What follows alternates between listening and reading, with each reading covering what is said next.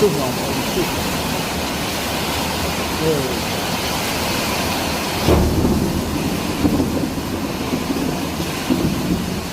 đây là thân món thân món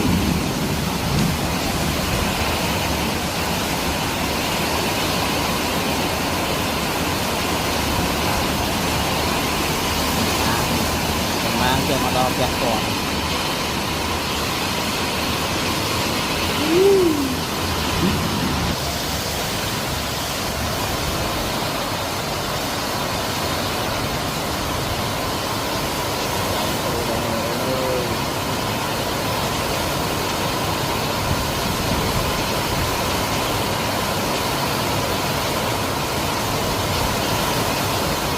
còn còn ấy màu nào lấy trên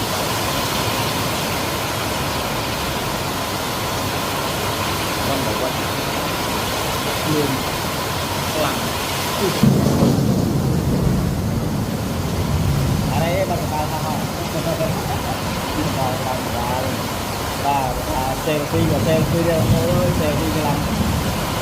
còn mà thấy pro mấy một lên selfie